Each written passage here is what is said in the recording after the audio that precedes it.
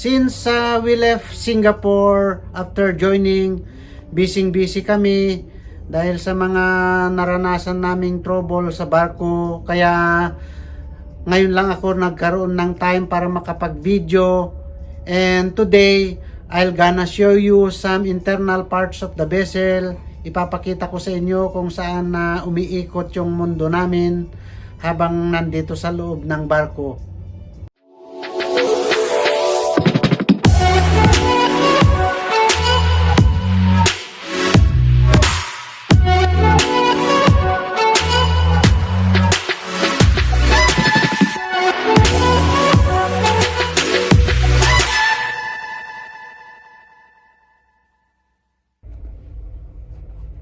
Welcome to my room.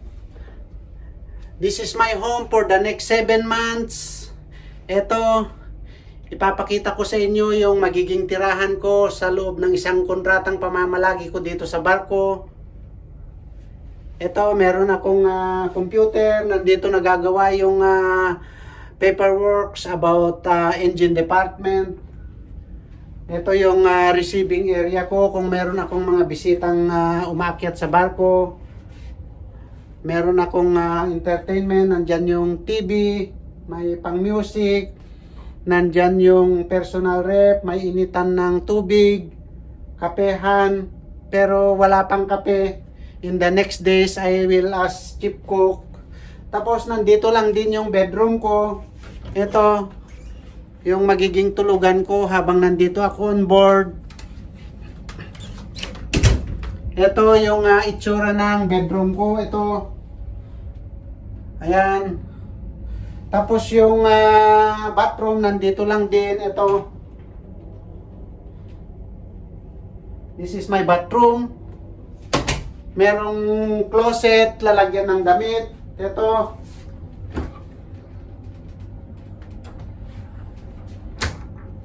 So, ito.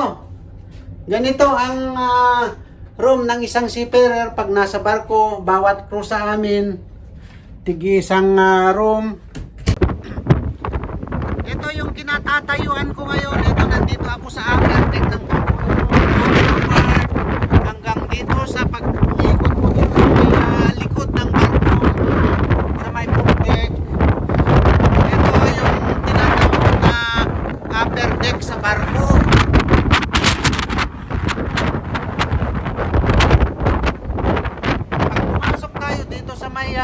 Entrance ng barko sa loob ng akomodasyon, yung first floor na papasukin natin, ito yung tinatawag na upper deck. Ito yung upper deck. Pagpasok mo dito sa upper deck, meron siyang pintuan, port and starboard. Ito yung pinasukan natin starboard. Kung dito ka papasok, madaanan mo kagad itong hospital. Ito yung hospital ng barko.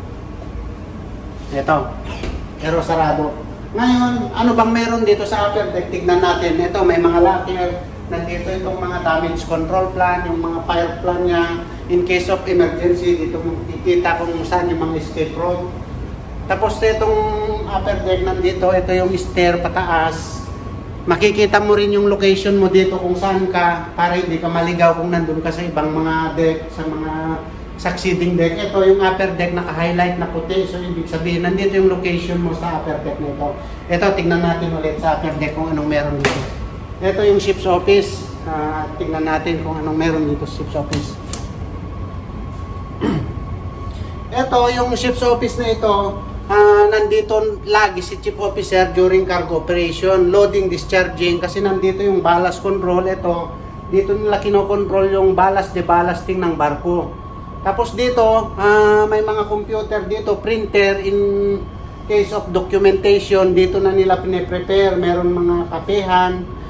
Nandito yung table, chairs. Kasi mostly dito nagmi-meet yung mga bunker surveyor, cargo surveyor, yung mga visitors from outside during port stay. Dito yan na-entertain sa ship's office na ito. Ito, tingnan natin yung ibang mga kung anong meron pa dito sa upper deck na ito. Ito, sa upper deck nandito rin itong fire control room. Ito, In case of fire in the engine room, dito makikita mo dito yung quick shut off valve. Yung lahat ng fuel supply sa engine room, mga machineries, in case of fire, gusto mong i-shut off yung mga supply na fuel dito, i-activate mo lang dito, isang valvula lang i-open mo, i-shut off niya lahat yung fuel supply sa engine room. Tapos yung CO2, meron dito sa CO2 room yung 100 bottles of CO2. In case of severe fire in the engine room, kung hindi na talaga kaya ng mga portable fire extinguisher, ito, i-release mo na yung fixed CO2, yung maraming bottle dito sa kabila. Ito yung activation lever niya. Bale, buksan mo itong CO2 gas na ito, tapos ito na yung mag-trigger para magbukas sa lahat ng CO2 dito sa CO2 room, then yun ang i-extinguish sa engine room. Ito, nandito rin yung emergency stop ng pumps, yung start-stop button ng fire pump, nandito yan lahat sa may fire control room, matatagpuan yan dito sa upper deck. Tapos ito yung gym. Sige, tignan natin. Ito yung gymnasium ng barko. Nandito ngayon yung kapitan namin, nagbabarbell, yung second officer. Oras ng exercise nila ngayon, nandito sila. Tapos itong loob ng gym, meron din siyang treadmill, meron ito pang boxing, tapos ito pang weight. Ito ang gym ng barko. Ganito, matatagpuan yan dito sa may upper deck. Ito.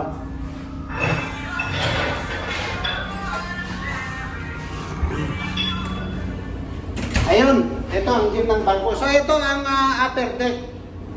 Ito yung mga makikita mo dito pagpasok mo sa loob ng akomodasyon.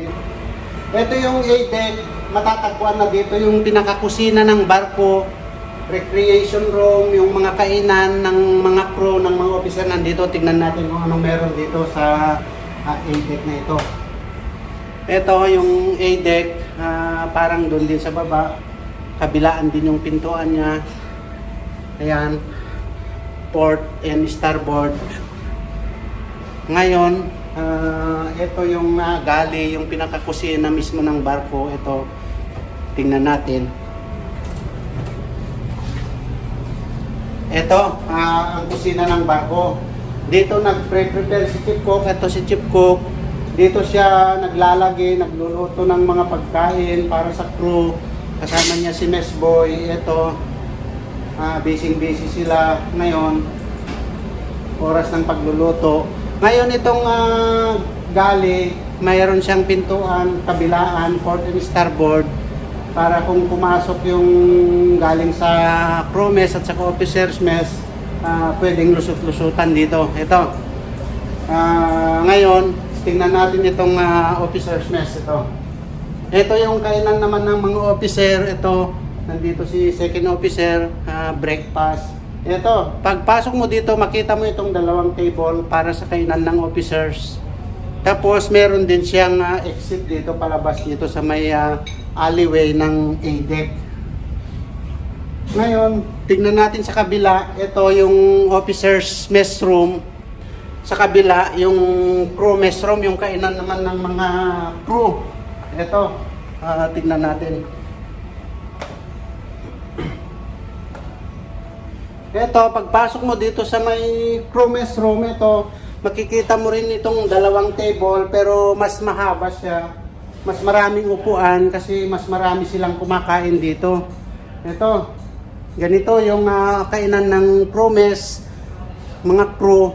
Tapos, ito nga, meron din siyang pintuan na papasok dito sa kusina. Kaya pagka humingi sila ng pagkain, dito, tatawagin lang nila si Chief Cook o kaya si messman, hihingi sila ng pagkain dito. Ito yung crew mess.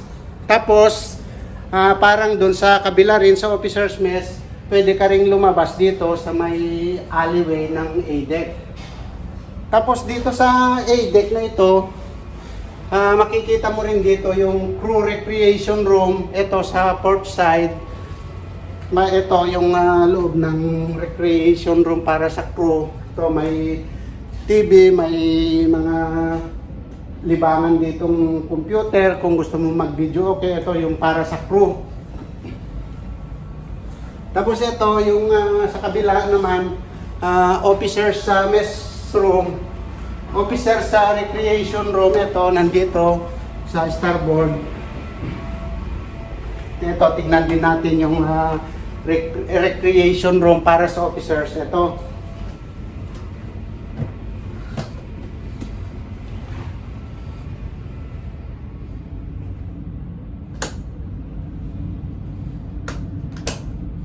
Ito naman, parang sa kabila rin, para sa crew recreation room. Ito yung officers recreation room din.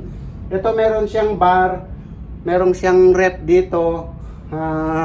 May mga table siya, pwede ka maglaro ng chess, pwede ka maglaro ng mahjong. Meron din ito. Tapos may TV rin siya. Entertainment din ito para sa officers. Kung ayaw mo sa room mo, dito ka manood ng TV, okay lang. Ito ang A-deck. Ito. So, ganito ang A-deck. Ito na yung navigation deck. Tinatawag din itong wheelhouse. Ito na yung pinakamataas na part ng barko. Ito, nandito na yung mga navigational equipment. Lahat ng gamit sa navigation nandito. Itong mga nagpo-forward ng weather forecast, mga radar. Ito, nandito lahat yan sa loob ng wheelhouse. Bridge. Ito yung mga radar. Ito, makikita mo yung position mo dito kahit saan ka mang sulok ng mundo, any part of the globe. Ito, makikita mo nandito yung mga lahat ng equipment para sa navigation. Dito makikita yan sa wheelhouse, sa bridge. Tapos itong area na ito, during voyage, hindi rin po pwedeng iwanan ng mga navigating officer, yung mga officer on watch, kasi nandito sila lagi, binabantayan nila yung radar. Tapos yung mga tawag sa mga kapitbahay na mga barko, ito, nandito ngayon yung second officer, yung officer of the watch ngayong oras ng duty niya. So ito yung wheelhouse. Makikita nyo, puro salamin yung paligid kasi in case of may mga kasalubong ka o katabi, makita mo lang dito. Ito yung mga kanya. Ayan. Medyo fog kasi ngayon, hindi masyado makikita yung paligid, pero pag nandito ka, ito, makikita mo yung unahan ng barko. Ito, habang nagbibiyahe ka, habang on watch ka, makikita mo yung mga kasalubong. Ito. So, ganito ang bridge. Ito yung wheelhouse na tinatawag sa barko. Ito. Nandito ako sa forward part ng barko. Ito yung tinatawag na forecastle. Tingnan natin, samahan niyo ako. Silipin ko yung dito sa ibabaw. Tapos yung itong pinaka loob netong forecastle storage ito. Ngayon, pupunta ako sa taas.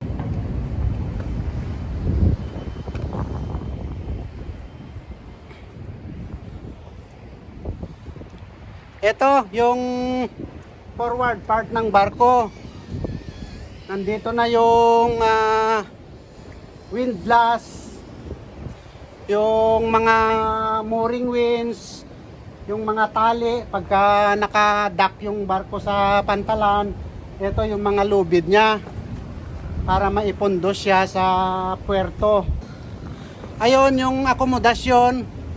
Malayo kasi itong haba ng barko ay almost 300 meters. 292 meters yung overall length niya. Kaya pag galing ka doon sa akomodasyon, papunta dito sa forward, malayo-layo ring lakarin. Tapos ito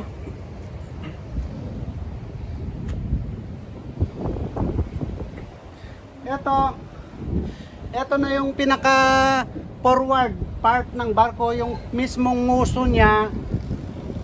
Hindi mo kasi makahalatang ito na yung pinaka dulo niya, pinakaharap niya mismo kasi yung labi ng barko ito mula doon sa gilid hanggang dito sa kabila, paikot yan.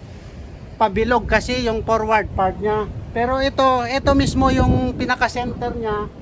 Kung silipin mo sa ilalim, ito, nandito na yung bulbous bow. Ito, yung ilalim niya. Ito, tignan nyo.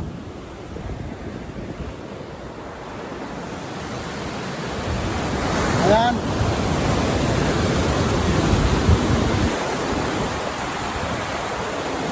Ayan yung bulbous bow ng barko. Yun, yung pinakanguso mismo ng barko, ito na, ito yung sentro na to, nandyan yung bulbous bow niya.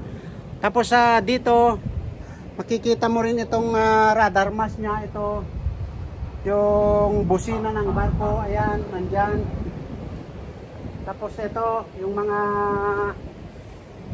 angkla niya, yung anchor chain, nandito. Ito ang forward part ng barko.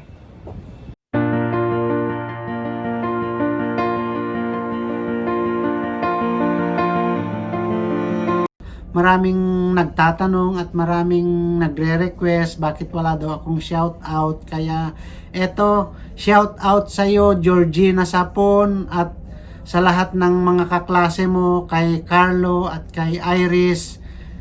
Shout out sa inyo, lalong lalo na sa aking dalagang all out support sa aking YouTube channel, kay Katrina. Shout out sa inyong lahat. Shout out din kay Andrew B. Burigsay, nasa Washington DC ngayon. Maraming salamat sa mga sleepless nights mong pagsama kay Star. Maraming salamat sa pagsama mo sa kanilang mag-ina. Shout out sa iyo. Shout out din kay Andreas Gallianapolos, nasa Leyte. Enjoy your vacation. Ingat ka sa bago mong motor. At sa lahat ng mga subscriber ko, mga sumusuporta sa aking channel, shout out sa inyong lahat. Maraming salamat ulit sa panunood. Kung hindi ka pa nakakapag-subscribe sa aking channel, huwag kalimutan pindutin yung link dito sa ibaba. At huwag kalimutan pindutin yung notification bell para lagi kang updated sa aking mga video.